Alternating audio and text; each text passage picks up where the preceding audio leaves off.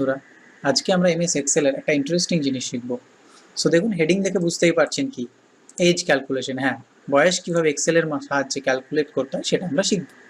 So দেখুন, একটা সেলের মধ্যে কী দেওয়া আছে, ডেট অফ বার্থ, কিছু ডেট অফ বার্থ এখানে লেখা আছে। দেন আর একটা সেলের হেডিংয়ে কী লেখা আছে, এজটা অটোমেটিক্যালি এখানে চলে এসেছে। দেখুন, এই ডেট অফ বার্থটা যদি আমরা চেঞ্জ করি, ওকে, যদি আলাদা কোনো ডেট অফ বার্থ আমরা এন্ট্রি করি, আমি একটা এন্ট্রি করছি 1/1/1985, যে এন্টার প্রেস করলাম, দেখুন অটোমেটিক্যালি বয়সটা চলে আসলো।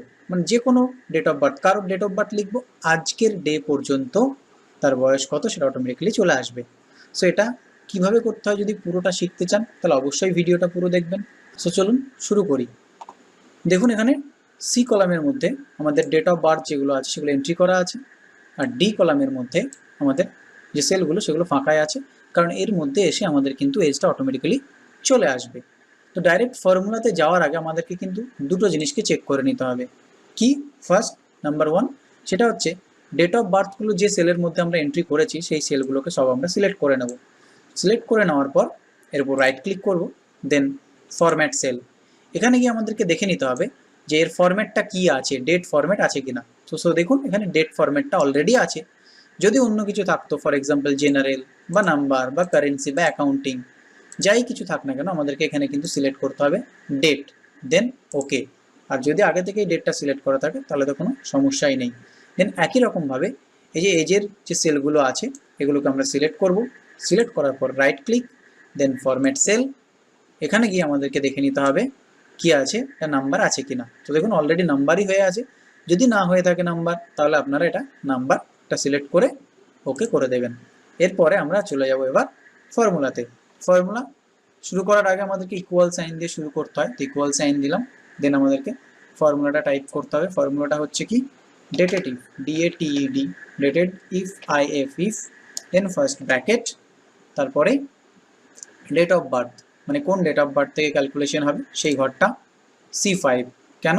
কারণ সেল অ্যাড্রেস দিয়ে আমরা অলওয়েজ করবো, কারণ এই ঘরে আমরা অন্য ডেট অফ বার্থ দিলেও সেই ডেট অফ বার্থ থেকেই ক্যালকুলেটটা হবে।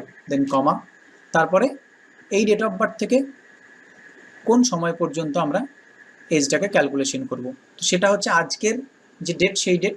তো আমরা আজকের ডেটটা কিন্তু ম্যানুয়ালি লিখবো না, এর জন্য আমরা একটা ফাংশন ইউজ করব। কেন? কারণ আজকের ডেটটা যদি আমরা ম্যানুয়ালি লিখি তাহলে কিন্তু আজকে পর্যন্তই ক্যালকুলেশন হবে এটা, ওকে। তো আমি যদি এই ফাইলটাকে সেভ করেও রাখি ফিউচারে, যদি 1 মাস পরে আমি ফাইলটাকে ওপেন করি তাহলে ফাংশন দিয়ে কী হবে, সেই ডেটটাই নিয়েই কিন্তু ক্যালকুলেটটা করে নেবে। ওই জন্য আমরা এখানে একটা ফাংশন ইউজ করব, সেটা হচ্ছে টুডে। টুডে ইউজ করলাম। তাহলে ফার্স্ট কি, equal sign, then dated if, comma দিয়ে ডেট অফ বার্থের সেল অ্যাড্রেস C5, কমা দিয়ে আজকের যে ডেটটা, মানে আজকের ডেটটার জন্য আমরা ফাংশন কি ইউজ করলাম, টুডে।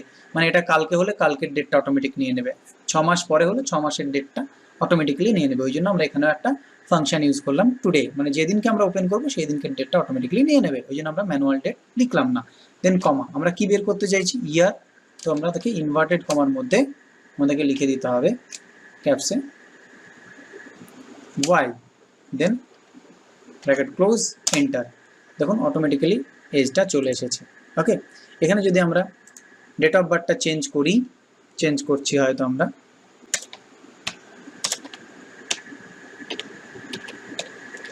দেখুন অটোমেটিক্যালি চেঞ্জ হয়ে যাচ্ছে।